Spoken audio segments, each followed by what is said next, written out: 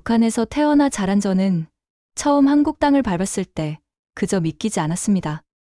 사람들이 오늘 뭐 먹지? 늘 고민하고 밤 12시에도 불빛이 꺼지지 않으며 아이들이 배부르게 웃으며 공부하는 세상. 이건 제가 살아온 세상과는 너무나 달랐습니다. 당연한 것들이 저에겐 하나하나가 충격이었고 감사였고 때로는 눈물이 나는 순간들이었습니다. 그리고 그 모든 순간마다 북한에 두고 온 가족들이 떠올랐습니다. 그래서 오늘은 제가 한국에 와서 감동받았던 9가지 이야기. 그 순간의 마음과 그리움을 담아 조심스럽게 전해드리려 합니다. 그곳에서는 매일 아침이 전쟁 같았어요. 눈을 뜨자마자 드는 생각이 오늘은 뭐라도 먹을 수 있을까였거든요. 이건 단순한 걱정이 아니라 생존의 문제였습니다. 쌀이 없으면 옥수수라도, 그것도 없으면 나무 껍질을 끓여 먹어야 했죠. 어머니는 새벽마다 일어나 물에 불린 나무 껍질을 삶으셨습니다. 이것도 밥이야라며 웃으려 하셨지만 그 미소 뒤의 걱정을 저는 알고 있었어요. 가끔은 풀뿌리도 캐서 먹었습니다. 산에 올라가 먹을 수 있는 풀을 찾아다니는 게 일상이었어요. 아버지는 풀도 잘못 먹으면 배탈 난다며 어떤 풀을 먹어야 하는지 가르쳐 주셨죠. 그때는 몰랐어요. 그게 얼마나 비참한 현실인지를요. 배급이 나오는 날이면 온 가족이 기뻐했습니다. 하지만 그 배급도 충분하지 않았어요. 한 달치라고 주는 게 보름도 안 갔거든요. 나머지 보름은 어떻게든 버텨야 했습니다. 그런데 한국에 와서 편의점에 들어간 순간 정말 놀랐어요. 삼각김밥만 해도 수십 종류가 있고 컵라면도 엄청나게 많더군요. 참치마요, 불고기, 김치볶음밥까지. 이름도 다양하고 맛도 다양했습니다. 도시락까지 합치면 선택지가 너무 많아서 어지러울 정도였어요. 처음엔 그 많은 음식들을 보고 현실감이 없었습니다. 이게 정말 다 먹을 수 있는 거야? 하며 멍하니 서 있었던 기억이 나요. 어머니 뭘 드릴까요? 라고 물어봤는데 대답을 못했어요. 너무 많아서 뭘 골라야 할지 몰랐거든요. 사람들이 오늘 뭐 먹지? 하며 고민하는 모습을 처음 봤을 때는 정말 이해할 수 없었습니다. 먹을 게 이렇게 많은데 왜 고민하지? 북한에서는 있는 걸 먹어야 했는데 여기서는 고를 수 있다니요. 하지만 시간이 지나며 깨달았어요. 이게 바로 자유라는 것을요. 선택할 수 있다는 게 얼마나 소중한 권리인지 그때서야 알았습니다. 어느 날 초등학교 앞을 지나다가 아이들이 도시락을 먹는 모습을 봤어요. 서로 반찬을 나누며 웃고 있더군요. 이거 맛있어. 너도 먹어봐 하며 즐겁게 나누어 먹는 모습이 정말 신기했습니다. 그런데 남은 음식을 휴지통에 버리는 장면을 보고 가슴이 먹먹해졌어요. 북한에서는 그 한 입이 누군가에겐 하루의 전부일 수도 있거든요. 북한에서는 아이가 배고프면 그저 운명이었어요. 학교에 도시락을 못 가져오면 하루 종일 굶어야 했습니다. 운 좋게 누군가 빵 한 조각이라도 나눠주면 그걸로 하루를 버텼죠. 아이들이 수업 시간에 배고파서 울기도 했는데 선생님도 어쩔 수 없었어요. 그날 밤 따뜻한 밥 한 그릇을 배불리 먹고 포근한 이불 속에 누웠습니다. 문득 북한에 있는 동생 생각이 났어요. 지금도 배고픔에 잠 못 이루고 있을 그 아이를 떠올리니 눈물이 났습니다. 이게 사람 사는 세상이구나. 가슴이 먹먹하면서도 감사함이 밀려왔어요. 동시에 죄책감도 들었습니다. 나만 이렇게 좋은 곳에 와서 배불리 먹고 있다는 게 미안했거든요. 그리고 요새 한국도 폭우로 물에 잠기고 난리인데 북한에서 살다 온 제가 봤을 땐 이 정도로 물폭탄이 났다면 북한은 전체가 잠겼겠구나 싶었어요. 한국의 배수시설이 얼마나 잘 되어 있는지 그때 느꼈습니다. 북한에서는 비만 조금 와도 골목길이 물에 잠기고 다들 바짓단 걷고 다니는 게 일상이었거든요. 흙탕물이 튀어 온몸이 더러워지는 건 당연한 일이었어요. 하수도라는 게 제대로 없었으니까요. 우리 동네 할머니 한 분은 이지를 앓기도 하셨습니다. 북한 땅은 비만 오면 흙탕물이 튀어서 너무 더러워 못 살겠다 하며 한국에 비 오는 날을 정말 좋아하셨어요. 한국에선 장화 신고 우산 들고 꽃놀이 가득 피우는 날을 즐기더군요. 아이들이 무릉덩이에서 첨벙첨벙 뛰어놀기도 하고 연인들이 우산 하나를 쓰고 걸어가는 모습도 봤어요. 북한에선 장화조차 구할 수 없어 맨발로 흙탕물 피해 다녀야 했는데 말이에요. 할머니가 말씀하셨어요. 내 발에 흙 안 묻는 이 비 오는 날이 천국이다. 금덩어리 줘도 북한엔 못 돌아가겠어. 그 말씀을 들으며 생각했습니다. 비 오는 날 따뜻한 밥 한 그릇 먹고 깨끗한 길 걸을 수 있는 이 삶이 얼마나 소중한 기적인지요. 두 번째 감동받은 것은 밤 12시에도 나오는 수돗물과 꺼지지 않는 불빛이었습니다. 북한에서 살 때는 밤이 되면 멈춘다는 말이 일상이었어요. 수돗물은 정해진 시간에만 나왔고 밤에는 물이 안 나오는 게 당연했습니다. 그 시간 놓치면 물은 없어요. 겨울이면 고드름을 긁어 녹였었고 밤 12시에 수도꼭지 앞에 대야 들고 물 받으러 줄 서는 날도 많았습니다. 물을 마시려면 운도 따라야 한다는 말이 있을 정도였어요. 정말 그랬거든요. 물이 나오는 시간표라는 게 있었는데 그것도 제대로 지켜지지 않았어요. 갑자기 물이 안 나오면 그냥 참아야 했습니다. 특히 겨울철에는 더 심했어요. 수도관이 얼어서 며칠씩 물이 안 나오는 경우도 있었거든요. 그럴 때는 강에 가서 얼음을 깨서 물을 길어와야 했습니다. 그 무거운 물동이를 머리에 이고 집까지 오는 길이 얼마나 힘들었는지 몰라요. 어머니는 새벽 4시에 일어나서 물을 받으러 가셨어요. 일찍 가야 깨끗한 물을 받을 수 있다. 몇 추운 겨울에도 나가셨죠. 그때는 당연한 줄 알았는데 지금 생각해보니 얼마나 힘드셨을까 싶어요. 그런데 한국에 와서 한 아이가 한 마리 저를 멈춰 세웠습니다. 엄마, 밤 12시에도 물이 나와요. 불도 켜져 있어요. 그 말에 주변 어르신들이 조용히 고개를 떨구셨어요. 어린아이가 그토록 당연한 것을 기적처럼 말하던 그 순간, 저도 모르게 눈물이 났습니다. 그 아이도 북한에서 온 탈북민 가정의 아이였거든요. 아직 어린 나이인데도 물과 전기가 24시간 나온다는 게 신기했던 거죠. 그 아이의 순수한 감탄이 제 마음을 울렸어요. 수도꼭지를 틀면 언제든 나오는 물, 스위치를 올리면 꺼지지 않는 불빛. 그것이 단지 편리함이 아니라 존엄을 의미한다는 걸 처음 느꼈어요. 사람답게 살 수 있다는 증거 같았거든요. 한국에서 처음 밤늦게 수도꼭지를 틀었을 때의 그 감동을 잊을 수 없어요. 차가운 물이 콸콸 쏟아져 나오는데 그냥 감사했습니다. 목이 마르면 언제든 물을 마실 수 있다는 게 이렇게 큰 행복일 줄 몰랐어요.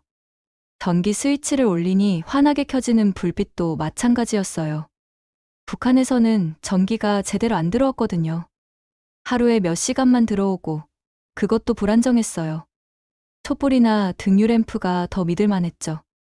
어느 날 밤 창문을 열고 서울의 야경을 바라보다가 국한의 어머니가 떠올랐습니다. 불 꺼진 부엌에서 물 한 그릇 얻으려고 살금살금 움직이시던 모습이 자꾸 떠올라 그날 밤. 창가에 앉아 오래도록 마음이 무거웠어요. 왜 우리는 그런 삶을 살아야 했을까?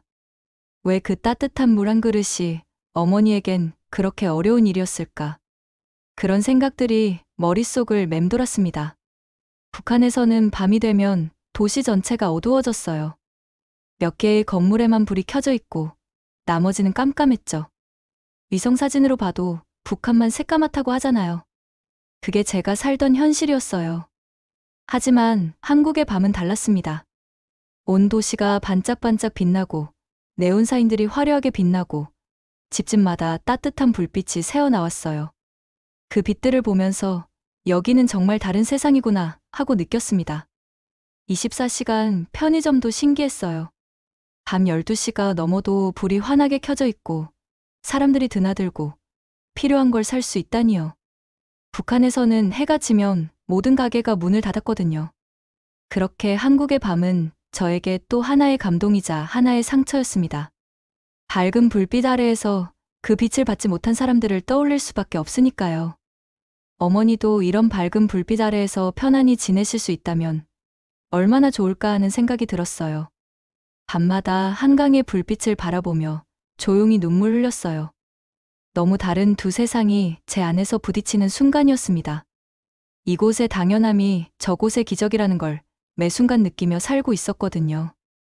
세 번째 감동받은 것은 노력하면 바뀌는 삶, 꿈을 꿀 수 있는 사회였습니다. 북한에서는 아무리 열심히 살아도 정해진 삶의 틀을 벗어날 수 없었어요. 성분이 낮으면 대학도, 직장도, 그 어떤 기회도 주어지지 않았습니다. 아버지는 새벽부터 밤까지 일하셨지만 그 노력은 늘 당연하게 소비되고 말았죠. 성분이라는 게 정말 무서운 거였어요. 할아버지가 뭘 했는지, 아버지가 어떤 출신인지에 따라 제 인생이 이미 정해져 버리는 거죠. 아무리 공부를 잘해도, 아무리 착하게 살아도 성분이 나쁘면 그걸로 끝이었어요. 열심히 해봤자 소용없다는 말이 입버릇이 될 수밖에 없는 사회였습니다. 실제로 그랬거든요. 노력과 결과가 비례하지 않는 사회에서는 희망을 갖기가 어려웠어요. 제가 아는 형 하나는 정말 똑똑했어요. 수학도 잘하고 과학도 잘하고 선생님들도 인정할 정도였죠. 하지만 성분 때문에 대학에 갈 수 없었습니다. 결국 탄광에서 일하게 됐어요. 그 형의 절망한 표정을 지금도 잊을 수 없어요. 그런데 한국에 와서 처음 아르바이트를 했을 때 정말 놀랐습니다. 제가 일한 만큼 정확히 급여를 받았거든요. 시간당 얼마, 일한 시간이 몇 시간, 그래서 총 얼마. 이렇게 명확하게 계산해서 주더군요. 그 작은 일에서 저는 큰 놀라움을 느꼈어요. 나도 할 수 있구나, 라는 믿음을 처음으로 갖게 되었습니다. 내가 노력한 만큼 결과가 나온다는 게 이렇게 신기할 줄 몰랐어요. 언어도 부족하고 모든 게 낯설었지만 하루하루 공부했습니다. 한글도 다시 배우고 컴퓨터도 배우고 자격증도 땄어요. 도서관에서 밤늦게까지 공부하는 날이 많았죠. 그러자 정말로 더 좋은 기회가 찾아왔습니다. 처음엔 설거지하는 일이었는데 한국어가 늘면서 서빙도 하게 되고 나중에는 계산까지 맡게 됐어요. 사장님이 열심히 하니까 보기 좋다며 시급도 올려주셨습니다. 그때 깨달았어요. 이 사회는 내 노력을 존중해 주는구나. 북한에서는 상상도 할 수 없는 일이었거든요. 거기서는 열심히 해도 인정받지 못했는데 여기서는 노력이 곧바로 인정으로 이어졌어요. 북한에서는 꿈이라는 단어 자체가 사치였습니다. 개인의 꿈보다는 당과 국가의 꿈이 우선이었거든요. 개인적인 야심을 버리고 집체를 위해 살아라라는 말을 귀가 아프도록 들었어요. 하지만 여기서는 달랐습니다. 사람들이 자신의 미래를 그리며 계획을 세우고 도전하는 모습이 정말 신기했어요. 나는 이런 일을 하고 싶어. 저런 목표를 이루고 싶어 하며 당당하게 말하더군요. 학교에 다니는 아이들이 밝은 표정으로 미래의 꿈을 말하는 모습을 보면 북한에 있는 제 동생이 생각났어요. 책보다 삽을 더 많이 쥐었던 아이 성분 때문에 대학 문 앞에도 못 가본 그 아이 말이에요. 동생은 정말 그림을 잘 그렸어요. 연필 하나로도 사람 얼굴을 똑같이 그려냈죠. 하지만 그런 재능을 키울 기회가 없었어요. 미술학교? 그런 건 꿈도 꿀 수 없었거든요. 어느 날 도서관에서 공부하는 학생들을 보다가 울컥했어요. 밤늦게까지 자신의 꿈을 위해 공부하는 그 모습이 북한에서는 상상도 할 수 없는 풍경이었거든요. 거기서는 개인의 꿈을 위한 공부라는 개념이 없었으니까요. 만약 그 아이도 한국에 왔다면 자신의 꿈을 말하며 웃을 수 있었을까? 그 생각에 가슴이 먹먹해지며 자연스레 눈물이 났습니다. 실수도 배움이 되는 사회, 다시 시작할 수 있고 도전할 수 있는 사회. 북한에서 실수는 곧 처벌이었지만 여기선 실수를 통해 더 나은 사람이 될 수 있었어요. 제가 처음 면접을 볼 때 떨리는 마음으로 갔는데 면접관이 앞으로 어떤 꿈을 갖고 계세요? 라고 물어봤어요. 그 순간 정말 당황했습니다. 꿈을 물어보다니요. 꿈이요? 저한테 꿈을 물어보시는 거예요? 그렇게 대답했던 기억이 납니다. 면접관은 웃으며 네, 당연히 꿈이 있으실 거 아니에요 라고 했어요. 그날 처음 느꼈습니다. 이곳에서는 누구나 꿈을 가질 권리가 있다는 것을요. 그리고 그 꿈을 이루기 위해 노력할 수 있고 그 노력이 인정받을 수 있다는 것도요. 네 번째 감동받은 것은 가족과 함께하는 평범한 하루였습니다. 한국에서 처음 본 장면이 있었어요. 퇴근한 아버지, 저녁을 준비하는 어머니, 숙제를 하는 아이들. 그리고 온 가족이 둘러앉아 웃으며 밥을 먹는 모습이었습니다. 그 풍경을 창밖에서 바라보면서 가슴이 뻐근해졌어요. 너무도 평범한 그 하루가 저에겐 너무도 낯설었고 한편으론 너무 부러웠습니다. 저런 게 정상적인 가족의 모습이구나 하고 처음 깨달았거든요. 북한에서는 늘 긴장 속에 식사를 했어요. 누가 들을까, 누가 엿볼까 조심하며 말을 아껴야 했죠. 밥상머리에서도 함부로 말할 수 없었어요. 잘못된 말 한마디가 온 가족을 위험에 빠뜨릴 수 있었거든요. 배급도 부족했기에 한 끼 식사도 눈치 보며 먹어야 했고요. 너무 많이 먹으면 안 돼야 하는 무언의 압박이 항상 있었습니다. 가족끼리도 서로 양해하며 조금씩 나눠 먹어야 했어요. 이 집에 인민반장이 오면 어떡하지? 이웃에서 신고하면 어떡하지? 그런 걱정이 늘 따라다녔습니다. 밥상머리에서도 마음 편히 웃을 수 없는 게 북한의 현실이었어요. 특히 라디오나 TV 이야기는 절대 할 수 없었어요. 나만 방송을 들었다는 소문이라도 나면 큰일이었거든요. 가족끼리도 서로를 의심해야 하는 상황이 생길 수 있었죠. 어느 날 아파트 복도를 지나다가 한 집에서 들려오는 웃음소리의 발걸음을 멈췄어요. 가족들이 함께 TV를 보며 웃고 있더군요. 그 자연스러운 웃음이 제겐 너무나 신기했습니다. 아빠, 이거 봐요. 재밌어요. 아이가 그렇게 말하며 아버지를 끌어당기는 모습이 정말 인상적이었어요. 북한에서는 아이가 부모에게 그렇게 자연스럽게 말할 수 없었거든요. 북한에서는 TV도 마음대로 볼 수 없었어요. 정해진 프로그램만, 정해진 시간에만 볼 수 있었거든요. 가족끼리 모여 편안히 웃으며 TV 보는 건 상상도 할 수 없었죠. 무엇보다 가장 힘든 건 그 자리에 가족이 없다는 사실이었습니다. 저는 탈북 과정에서 어머니와 헤어졌어요. 지금도 어디에 계신지, 살아 계신지도 모릅니다. 그 이별의 순간이 지금도 생생해요. 어머니가 먼저 가라, 나는 나중에 따라갈게 라고 하셨는데 그게 마지막 말이 될 줄 몰랐어요. 돌아보니 어머니가 눈물을 흘리며 손을 흔들고 계셨죠. 그래서 한국에서 가족들이 함께 소파에 앉아 TV를 보며 웃는 모습을 볼 때면 그 웃음 속에 제 어머니의 빈자리가 느껴졌어요. 저기에 어머니가 계셨다면 얼마나 좋았을까 하는 생각이 들었거든요. 엄마, 여긴 정말 따뜻해요. 밥도 있고 불도 있고 웃음도 있어요. 그 말을 마음속으로 되뇌이며 많은 밤을 보냈습니다. 창밖을 바라보며 어머니께 편지를 쓰는 기분으로요. 어느 날은 마트에서 가족이 함께 장을 보는 모습을 봤어요. 아이가 이것도 사요, 저것도 사요 하며 떼쓰는데 부모님이 웃으며 하나만 골라라고 하시더군요. 그 평범한 대화가 제겐 너무나 부러웠어요. 북한에서는 마트 자체가 없었고 장 본다는 것도 생존을 위한 투쟁이었거든요. 가족이 함께 웃으며 무엇을 살지 고민하는 여유 같은 건 없었어요. 있는 것만 사야 했고 그것도 구하기 어려웠죠. 가족끼리 외식을 하는 모습도 신기했어요.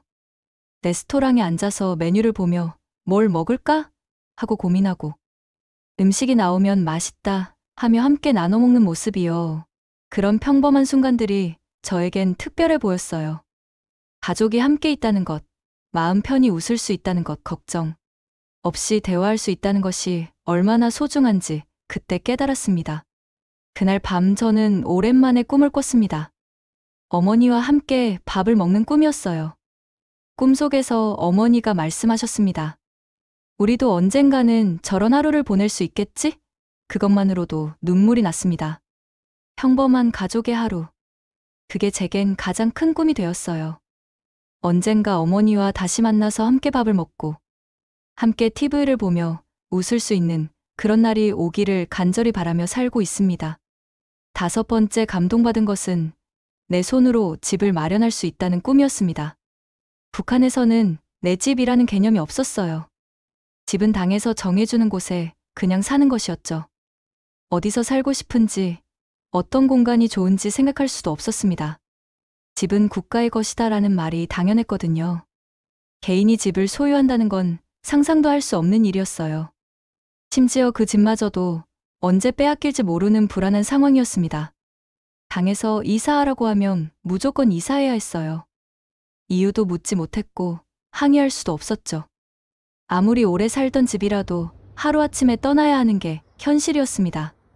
그런데 한국에 와서 처음 고시원에 들어갔을 때 정말 놀랐습니다. 비록 작은 방이었지만 그곳은 온전히 제 공간이었어요. 문을 잠그면 누구도 들어올 수 없고 벽에 작은 그림 하나 걸 수 있다는 사실이 너무나 감동적이었습니다.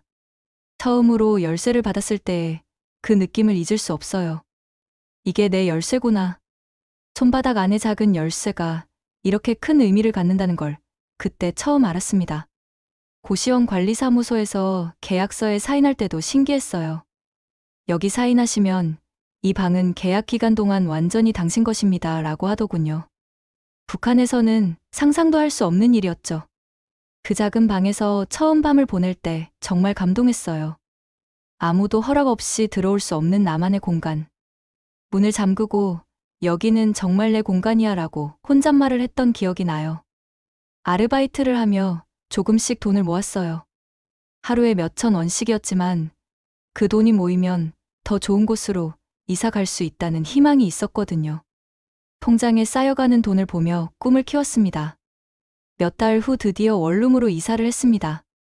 내 이름으로 계약한 공간에서 밥을 지어 먹고 불을 끄고 잠이 들었을 때 저는 조용히 혼잣말을 했어요.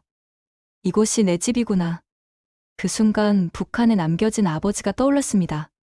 땀 흘려 지은 집이지만 국가의 것이라는 이유로 한 번에 쫓겨나야 했던 그 장면이요.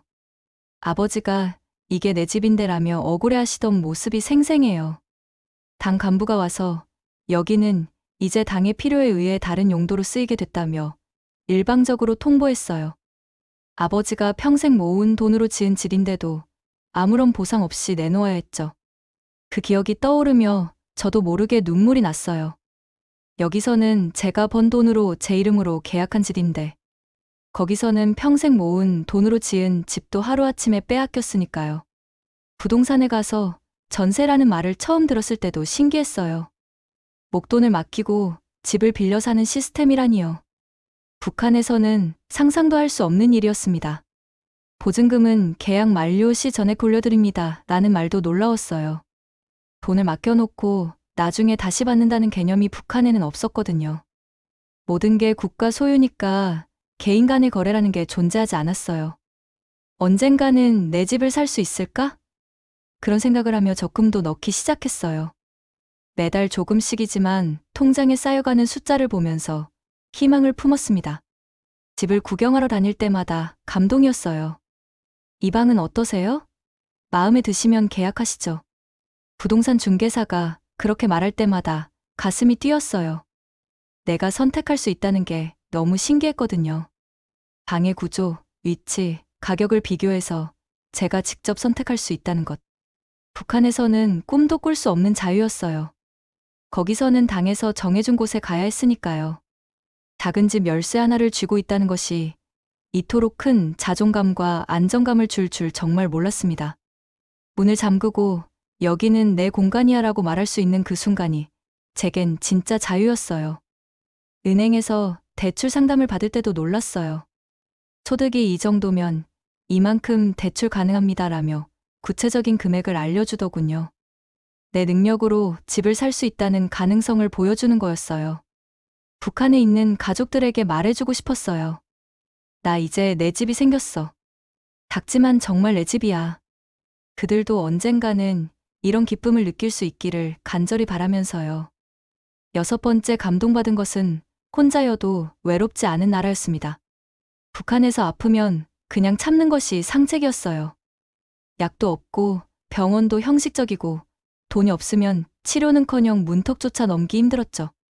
아픈 건 운명이다라는 말이 당연했습니다. 감기에 걸려도 그냥 누워 있어야 했고 열이 나도 찬물로 몸을 식히는 게 전부였어요. 병원에 가봤자 푹 쉬어라라는 말만 듣고 올 뿐이었거든요. 약이라고 해봤자 아스피린 한 알 정도였고 그것도 구하기 어려웠어요. 의사도 제대로 된 치료를 할 수 없었어요.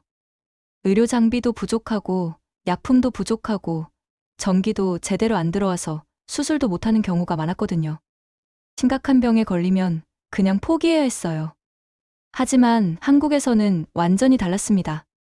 동네 병원에서 감기 진료를 받고 처방전을 받아 약국에서 약을 살 수 있고 응급차를 부르면 밤이든 새벽이든 찾아오는 나라였어요. 처음 병원에 갔을 때 그 놀라움을 잊을 수 없어요. 의사 선생님이 어디가 아프세요? 라고 친절하게 물어보시더군요. 청진기로 심장 소리도 들어보시고 목도 들여다보시고 정말 꼼꼼히 진료해 주셨어요. 진료비도 생각보다 저렴했고 약값도 부담스럽지 않았어요. 건강보험이라는 제도가 있어서 실제 비용이 일부만 내면 됐거든요. 북한에서는 상상도 할 수 없는 시스템이었어요. 심지어 제가 탈북민이라는 이유로 상담도 받고 언어 교육도 받고 취업 지원까지 받을 수 있다는 것이 처음엔 믿기지 않았습니다. 왜 저를 도와주시는 거예요? 처음엔 정말 이해할 수 없었어요. 북한에서는 남을 돕는다는 건 자신에게 손해가 되는 일이었거든요. 서로 의심하고 감시해야 하는 사회에서 진짜 도움을 받는다는 게 낯설었어요. 하지만 여기서는 달랐어요. 종교시설, 복지관, 주민센터, 어디를 가든 괜찮으세요?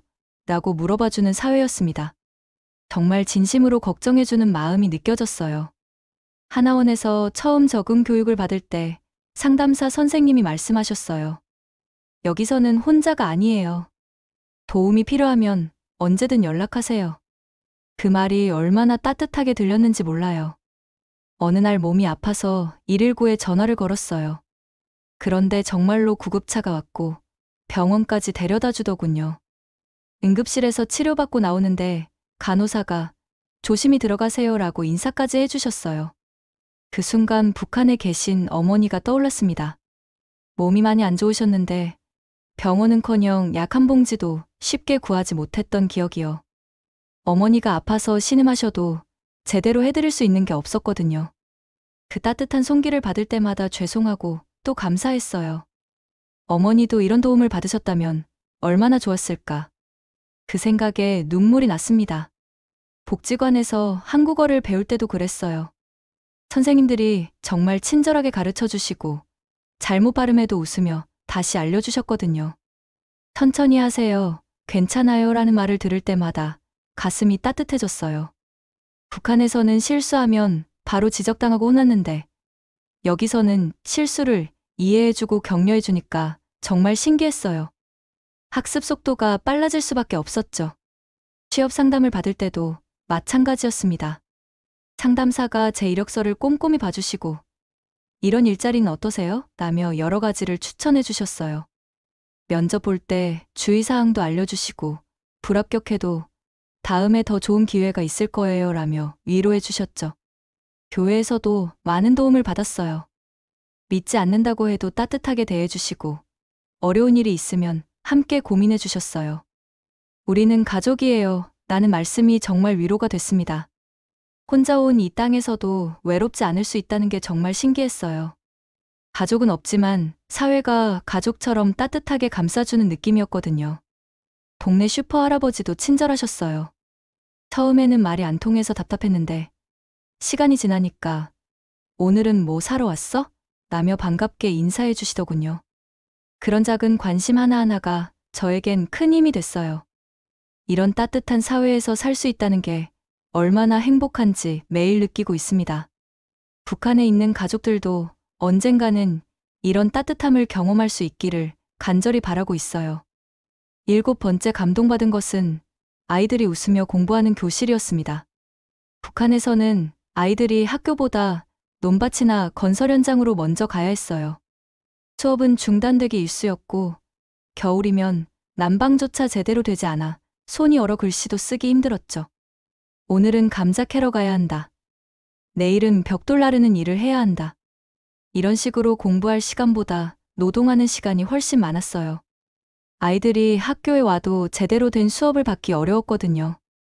교실도 춥고 어두웠어요. 석탄이 부족해서 난방을 제대로 할 수 없었고 전기도 자주 나갔죠. 겨울이면 아이들이 두꺼운 옷을 입고도 떨면서 수업을 들어야 했어요. 무엇보다 도시락을 못 가져오면 그냥 굶어야 했습니다. 아이들이 배고파 울어도 누구도 돌봐주지 못했어요. 배고픈 건 참아야 한다는 게 당연했거든요. 점심시간이 되면 도시락 있는 아이와 없는 아이가 확연히 구분됐어요. 저도 도시락을 못 가져간 날이 많았어요. 그럴 때는 운동장 구석에 혼자 앉아서 친구들이 밥 먹는 모습을 바라봤죠. 가끔 친한 친구가 조금씩 나눠주기도 했지만 그것도 눈치가 보였어요. 선생님들도 마찬가지였어요. 월급을 제대로 못 받으니까 아이들을 제대로 돌봐줄 여력이 없었거든요. 오히려 아이들에게 뭔가를 요구하는 경우가 많았어요. 집에서 연탄 좀 가져와라. 부모님께 쌀 좀 달라고 해라. 이런 식으로요.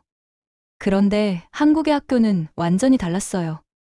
급식실에서 모든 아이가 똑같이 따뜻한 밥을 먹고 선생님이 아이를 웃게 해주고 교실은 따뜻하고 깨끗하고 아이들 표정은 밝았습니다. 처음 초등학교를 지나가다 급식 시간을 본 적이 있어요. 아이들이 줄 서서 따뜻한 국과 밥을 받아가는 모습이 정말 신기했습니다. 누구 하나 굶는 아이가 없더군요. 심지어 더 주세요라고 말하는 아이도 있었어요. 급식 아주머니들이 많이 먹어라며 웃으며 밥을 퍼주시는 모습도 감동적이었어요.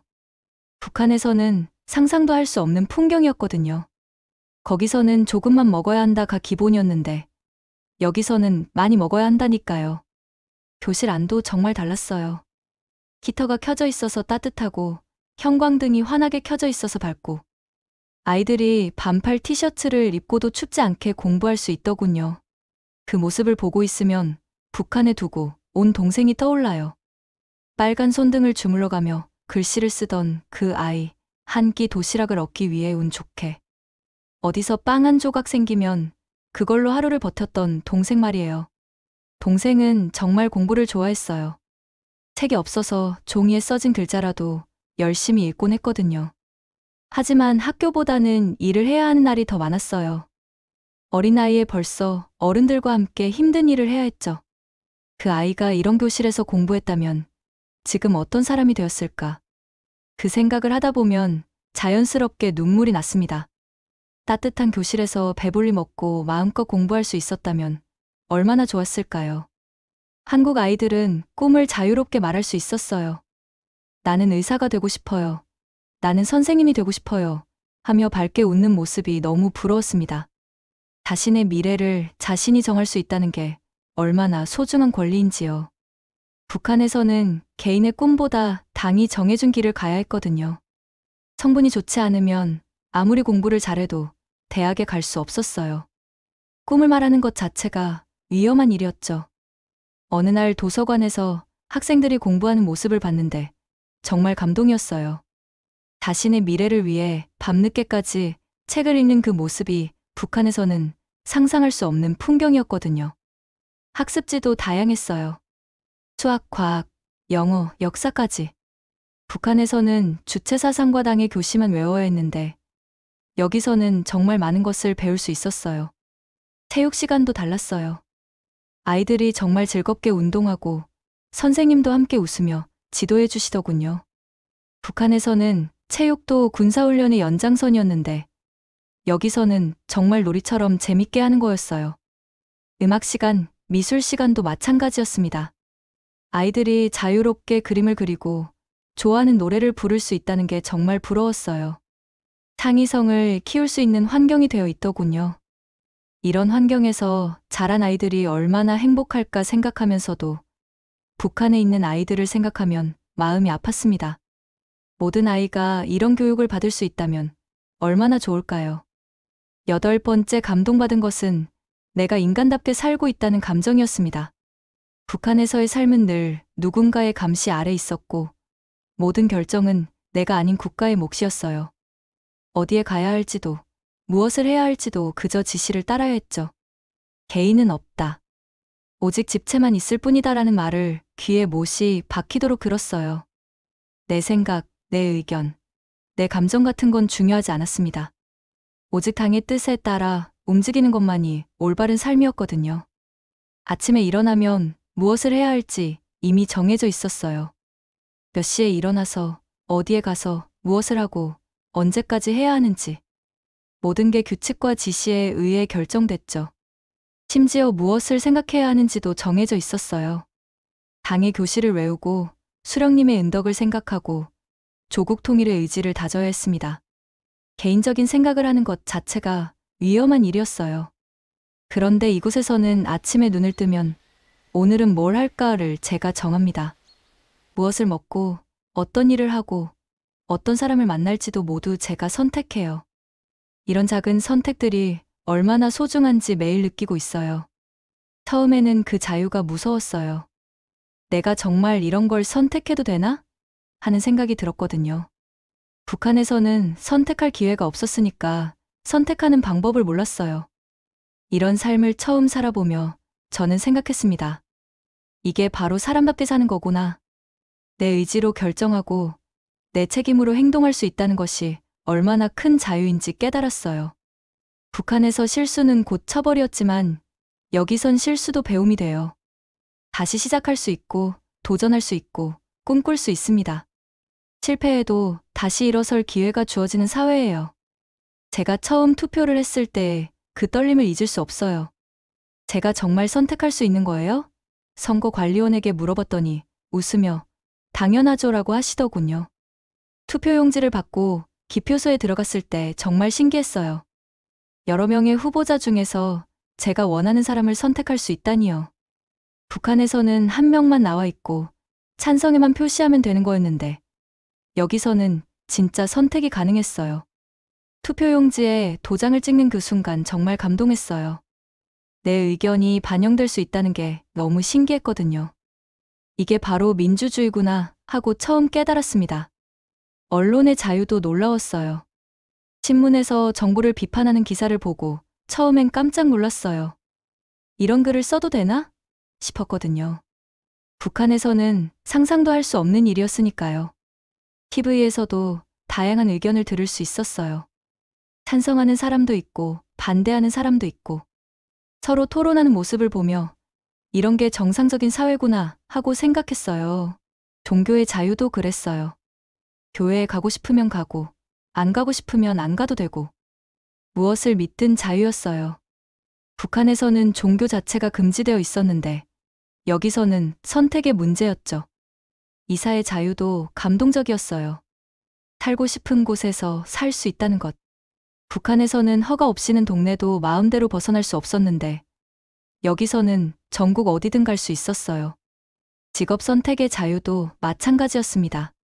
하고 싶은 일을 할 수 있고 적성에 맞지 않으면 바꿀 수도 있어요. 북한에서는 당에서 정해준 직장에서 평생 일해야 했는데 말이죠. 그리고 그 자유로움 속에서도 저는 매일 어머니를 떠올립니다.